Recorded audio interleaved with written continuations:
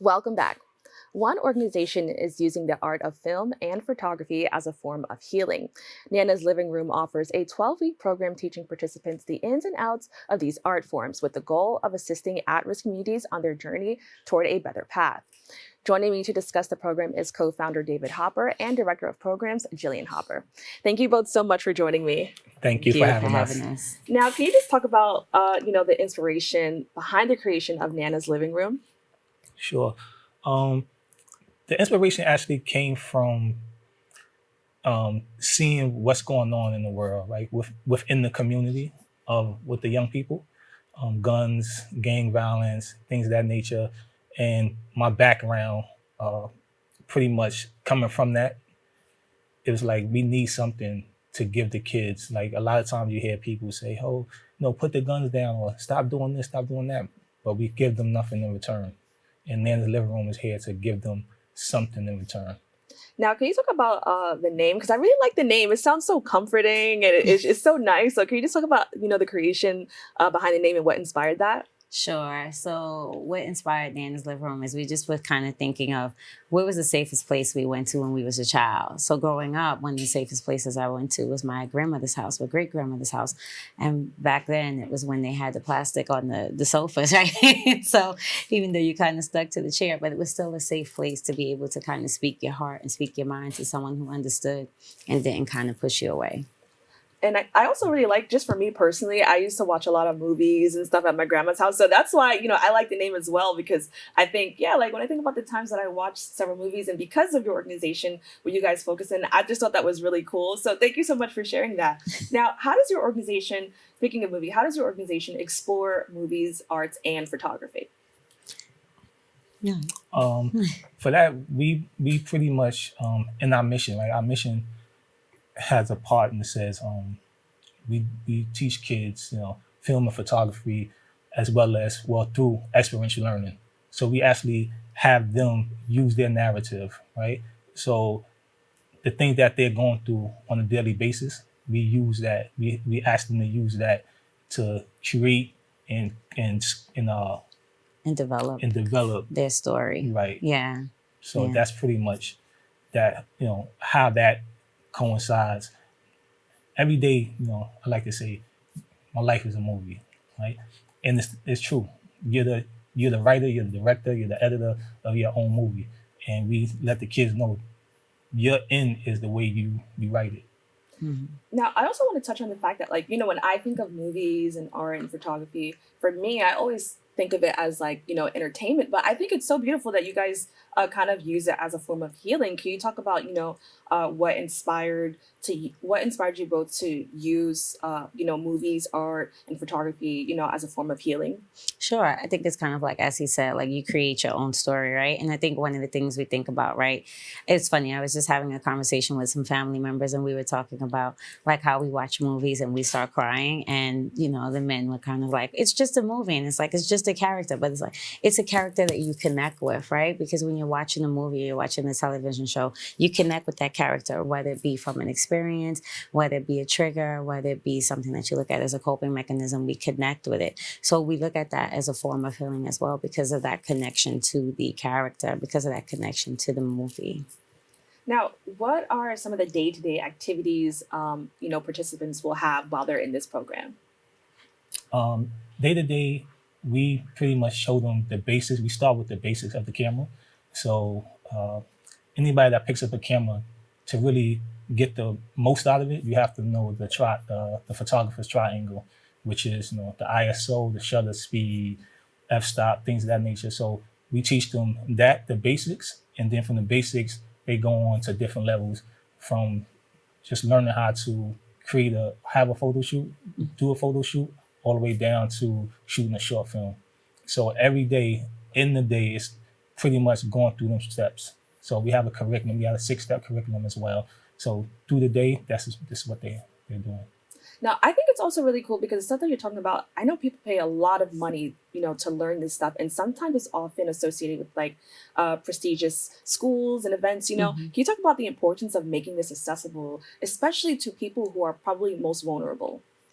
Sure, absolutely. It's important to give back to our Black and Brown communities, right? Because we come from that community and we understand the struggles and the challenges that our parents have faced just kind of raising us. So it's important for us to be able to give back something back to them to where they don't have to struggle, where they don't have to pay so much to kind of learn these skills. And not only that, it's just also, as we said, it's a circle of healing. It's a way to kind of come in and be able to connect with others and also to be able to address your traumas and tribulations and trials that you may go through in the community. Now, I know that the program will also address issues of gun and gang violence, which you mentioned. How do you do this in a way that connects to the participants? I know sometimes that can feel a little bit challenging, especially maybe if somebody, let's say they want to go on a new path. How do you do that while making them feel comfortable and connecting to them? Well, like I spoke earlier, it's about them. It's about the participant. So we deal with the healing circle, and we let them know when we first come into the class, like everybody sits in the circle, and we let them know that we're not the facilitators, we're not the teachers, right? We're assistants, and everybody that's sitting next to you is an assistant. So we're here together. So that alone opens them up to be more vulnerable. And from that, we ask them, as Mrs. Hopper would say, who would like to be in front of the camera, who would like to be behind the camera. And then from that, we pretty much dictate how we actually interact with the child. Now, I also Or want with the participant, I'm sorry. well, can you talk about maybe like who are the participants? So like what age group and, who is most likely or who is eligible to join this program? Sure, absolutely. So we are currently working with children between the ages of 8 to 24. So as long as you reside in the Black and Brown community, you are eligible to join the program. We welcome each and every single person to come and join the program. Now, I also want to talk about the fact that we talked about it, but, you're assisting at-risk youth and people who were formerly incarcerated. Can you talk about the importance of making a space for people of this community? Because I think that sometimes, let's say, once you maybe stepped over that journey, sometimes you can feel forgotten. Can you just talk about the importance of, putting the spotlight on them in a positive way? Sure. Sure. That is... that's pretty much close to my heart.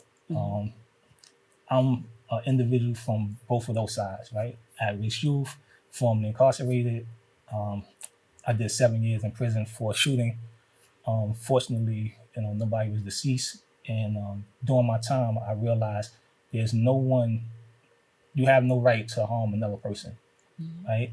And coming home, I understand that dealing with the youth, it's not about them lashing out and being angry.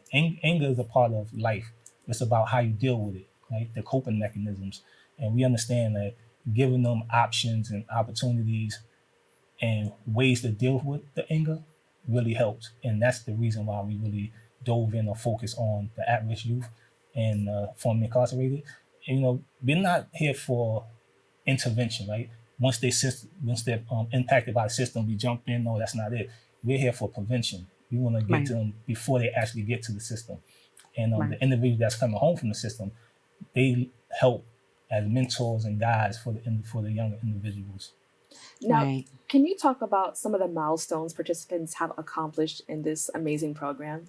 Sure, absolutely. So I would definitely say one recent project that we just worked on, we were working on creating a senior video, which is where some of the seniors come in and they're creating their video for the graduation. So initially when we first started announcing it, that we were going to be filming it, a lot of the seniors were kind of like, no, I don't want to be on camera. No. So when they came, it was the first week that we did it. It was just the boys and we started with one boy and he was just like, no. And then next thing you know, and the others were like, go ahead, do it. And then he did it. And next thing you know, we had 5 other boys after that. And then next week, when we came back and said we were shooting again, it was a whole classroom filled with girls. So it was definitely an impact. And we understood that each person kind of had a milestone because they looked at it to say, now I want to participate and join in. And it wasn't just only about just being in front of the camera, but it was also about learning the camera in that same day. So that was definitely a milestone for us. And just even hearing that, it sounds like it's also an opportunity for the participants to help each other because there was a lot of Absolutely. peer motivation. Can you just talk about that a little bit?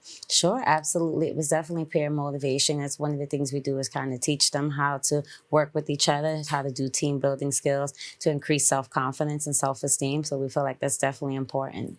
Yes, I believe it's three things that we focus on. So self-love, you have to love yourself. Self-awareness, understand what triggers you, and then something we call the umbrella effect, which is the people that protect you are your umbrella, right? You have to stay connected to them. So once you let the umbrella go in the wind, the umbrella goes away and you get wet. Nobody wins. So you have to stay connected to your umbrella.